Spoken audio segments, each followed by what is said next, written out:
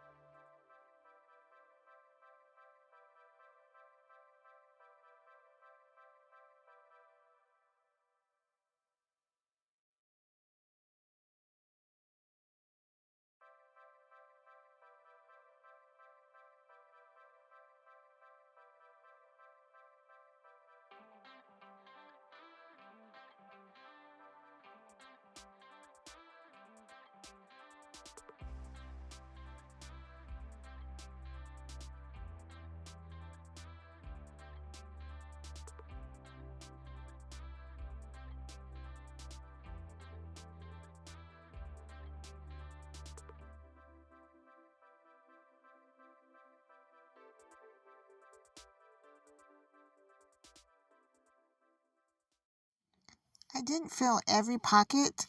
I also left a lot of areas blank where you could add pictures or journal. And I'm really happy with the cutouts that I had gotten. Those were from Hobby Lobby, and they kind of go hand in hand with even the palm leaf that's there on the back of the journal itself. I hope you enjoyed that view. And this piece of material was actually one of the strips of material that I had used to make the tabs, the fabric tabs within the journal. And this, I just sewed it. It frays a lot, so I sewed it a couple of times just to give it a little bit more stability. I think it makes everything a little bit more cohesive since there's elements within the journal and then also the ribbon on the top and then all of the different colors. This is a very colorful journal. It's a very eclectic journal. I hope you enjoyed the view.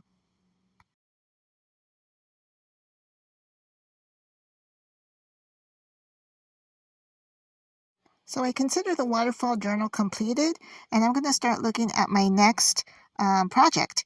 And of course, I'm reminding myself, along with all of you, that I'm still on my no spend holiday for craft items. I did go to the Dollar Tree a couple days ago, and I did not find anything that said break your holiday. So I think I did really well this past week. So I'm picking a number. Looks like we've got number 2. So let's see what number 2 is. I'm going to go through all of the, okay, looks like I've got the waterfall journal again, but I'm going to consider that completed. So I'm going to take that one out of the mix altogether. And if you have an idea of what I should put in its place, put it in the comments and I'll consider it. I'll put it as my number 2. So let's pick another number. Okay, looks like I got number 1. And I'm actually going to go through all of the different projects that I have on these cards in case you missed it in one of my previous videos. So number 1 is for the Amazon packaging covered journal. And I actually had gotten a couple of them as part of a winning of a giveaway. So I'm going to use, I don't know which one I want to use though. There's a large one and a small one. I've made a couple of regular size journals. I've made some mini journals too. This is kind of, I would say it's almost like a passport size. I think I might use this one. Now, looking at how this is folded already, I think it's only going to be one signature, so it might be just like a little booklet. What do you guys think? Yeah, I think I'm going to, but I like this one too. I like this 9x6 size. But I don't usually do one signature journals. So even with the waterfall journal, it was only one signature. I like doing multiple signatures. So I'll have to consider it. And I've done some research on these types of Amazon packaging, recycling of these to make journals. And almost every one of them was using fabric. So I guess I'm going to go with the fabric also. I have a lot of fabric to choose from. I'm not quite sure what color scheme I want to go with for this project. But let's go over all of the different projects that I have on these cards. So number 1 was the Amazon packaging. Number 2 was the waterfall journal. So I'm going to take that out. But if you guys have an idea of one, put it in the comments and I'll consider it. Okay, this one was for the tissue box mini journal. And this is for the giveaway journal. That one was a partially started journal. And I'm going to consider that a UFO, an unfinished object. Okay, next we have the brown sack paper, the brown sack lunch box. No, I'm sorry, bag. You know, the brown bag that you use to take your lunch, that bag. So I'm thinking that one would be even smaller than this small, like passport size. And then we have the 8x10 large fabric spine journal. So it's going to be bigger than the 9x6. So I'm thinking like 8x10, maybe even like a full-size sheet of copy paper, 8.5 by 11, or a 9 by, what would it be, like a 9 by 12 for the size of the outside of the journal, the cover. So that one would be a big one. And I've never made one with a fabric spine.